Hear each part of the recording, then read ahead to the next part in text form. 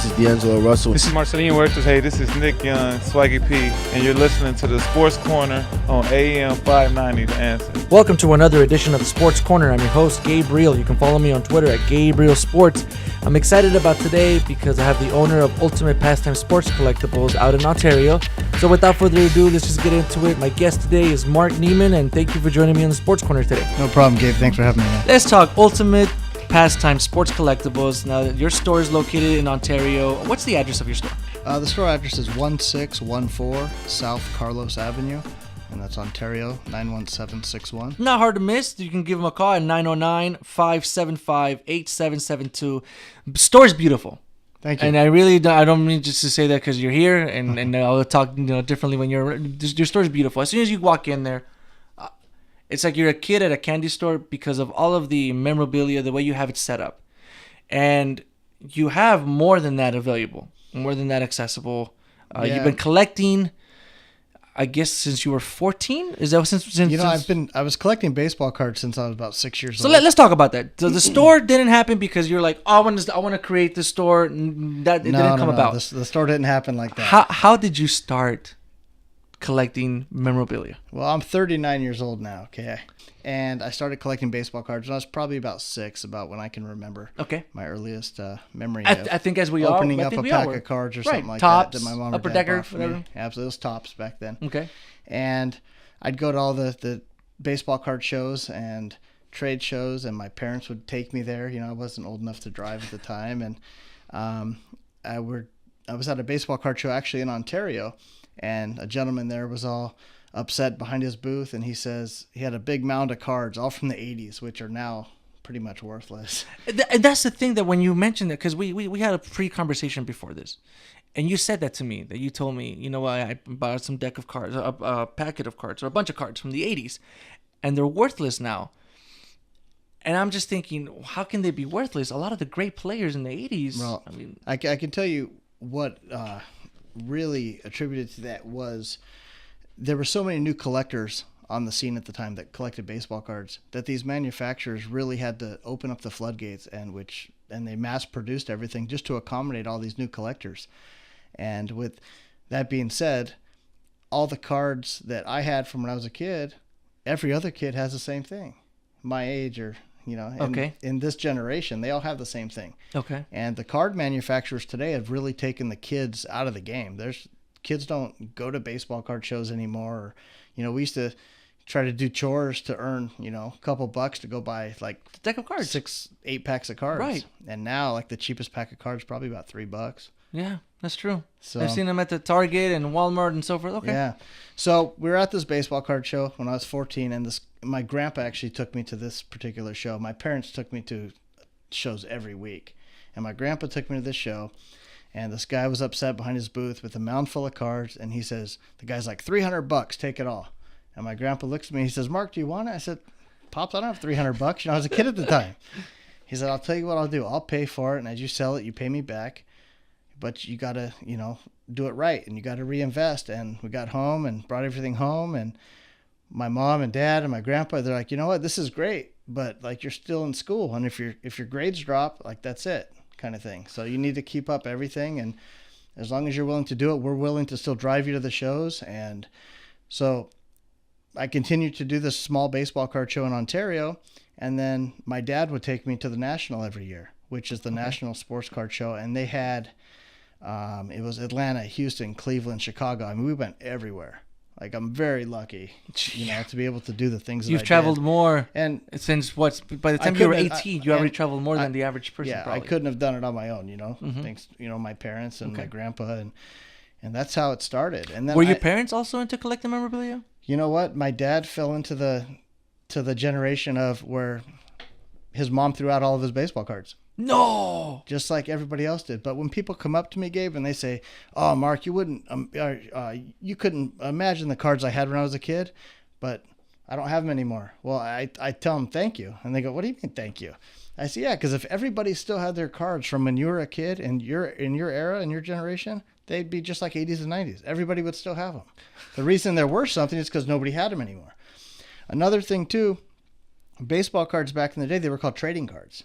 Okay. They're meant to be traded and this and that. They came with a gun. Kind of all like that. Pokemon cards. Exactly. They're trading cards.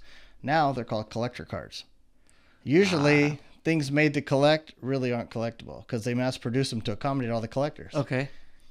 So you were attending all of these shows, Cleveland, Houston, so forth. How did Ultimate Pastime? It was how many more years before you opened Ultimate Pastime, or what? What happened? You know, we started in 1991 doing this full time, and it's the only job I've ever had. And I'm so lucky to have been able to turn a hobby into a career. Right. You know. Right. I have an amazing supporting cast too. Like my wife is amazing, and she understands the hectic schedule when somebody calls and they want to go sell something, or when I need to go look at a deal at a certain time. She's so understanding and like. Honestly, awesome. You have no idea how much that means. It's taking you away from your family. Right, but You know I'll what I tell you mean? what though, when you walk into my house, you would never know what I did. And You've been in my showroom, you see my warehouse, but if you walked into my house, you would never know what I did. that's what I was going to ask you. So, okay, I'll get to that in just a few moments. Okay. So, you mentioned that you cut a break when you met, is it Mr. Cub? Yeah, Ernie Banks. Ernie Banks. And you met him, and somehow he helped you 2 items. Yeah. Tell me that I'll tell you story. a little story. So I was working at this baseball card show, and the promoter of the show asked me, "Hey, do you want to help with Ernie Banks?" And I mean, I knew who Mr. Cub was. I Right. watched the show Home Run Derby when I was a kid, and Okay. they showed all the reruns. And I mean, my mom's from Chicago, my grandpa's from Chicago. I mean, Mr. Cub is, basically Mr. Chicago. Right. And so I worked the entire show with him, and he was very intrigued that I was so young and had my own business and was doing my own thing. And he said at the end, he said, "Mark, I want you to go get 2 items." He goes, "Go and get whatever you can, okay? And I'll sign it for you." He goes, "But I don't want you to keep it. I want you to sell it and reinvest it into your business." So I walked around. I had enough money in my pocket for 2 baseballs. And he signed the 2 baseballs, and I sold them. You sold them. So, because he told you, don't keep them He said, for "Don't yourself. keep 'em." Yeah. Now, somebody were to ask you today an advice or tip. It's one of the things that you told me that you mentioned to them. The tip now is don't get into sports memorabilia because you want to strike People rich. come to me all the time. Is that the main question that they ask know, you all the time? Like, friends will ask me that. okay, friends ask you all the time. Because it's not an easy business to be in. It's really not. And they see all the stuff, but they don't know, like, Well, because all no the offense, but hours- you make it easy. You make it seem easy. I'm looking at your Instagram account. I'm looking at your Facebook account. You have Howie Kendrick coming through your shop. You have Tyson. Pictures with Tyson. You have pictures. I mean, the list goes on and on. But then you actually do some digging and you ask the questions. These are relationships that you have developed through the years. Right. So it's a lot of work. 25 years Yeah, this year. plus. I mean, 25 years just at your store and your business. I mean, just like anything else, the best advertisement is word of mouth. True. If people hear something good about you, That's true.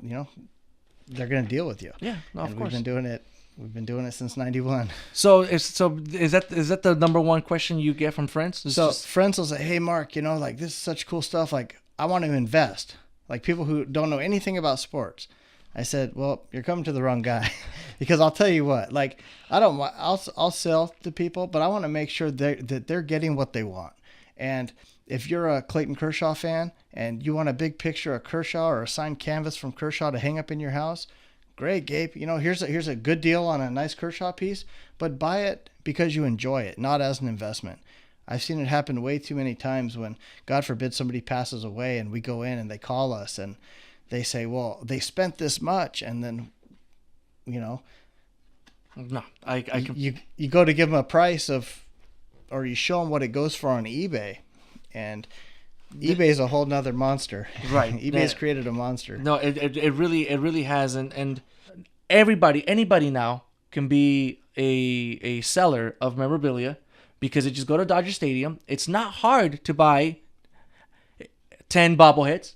You just need the money. Yeah, just 10 tickets. You just That's need all 10 tickets. That's all you need. Yeah. So I completely get it. So your business, and I like what you do. Even in your business card, you put on here to ask you about your no risk charity and fundraising programs. Tell me about that. Tell me about the no risk charity program. This is actually great for everybody. Anyone who does nonprofit events. We had a lady come in about probably 8 years ago, and she said, "Hey, I need to buy sports memorabilia for our event." She didn't know anything about sports, anything like that. So she bought some stuff that she thought could sell, and that was on a Friday. On Monday, she calls me like almost in tears. She said, "Mark, oh my gosh, we only sold one piece." She goes, "Will you buy all the rest of the stuff back?" I said, normally we don't do that, but I made an exception. I felt bad for her. I gave her money back, and it got me thinking, we have so much inventory that why don't we just provide the stuff on consignment to all these nonprofits? So what we do is we give it to them on consignment, and we give them a price on the invoice. If it sells, we get paid what's on the invoice, and the organization keeps everything above that.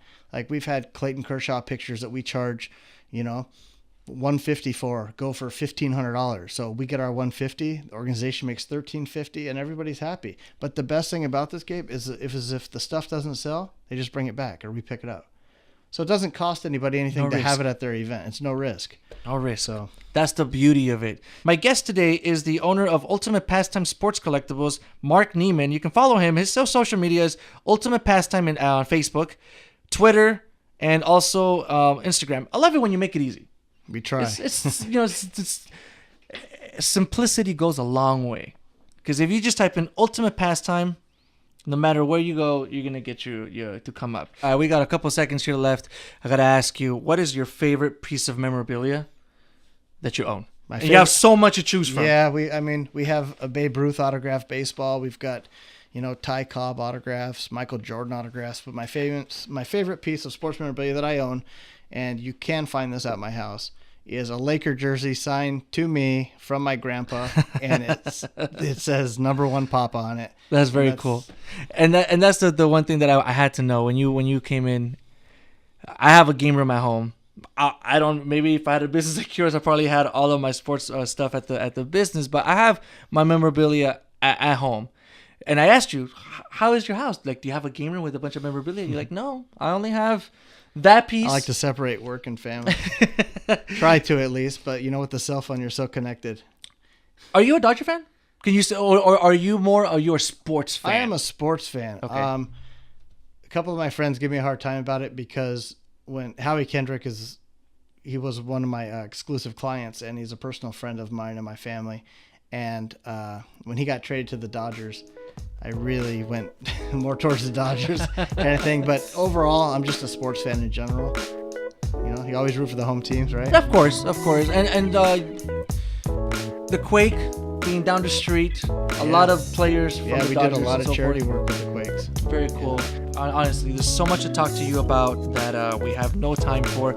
But you have to check out, first of all, go to Facebook.com or go to Instagram and just type in Ultimate Pastime Sports Collectibles. That is Marc Nehamen. Check out Ultimate Pastime. I'm Gabriel. Thank you for listening to Sports Corner. Enjoy the games.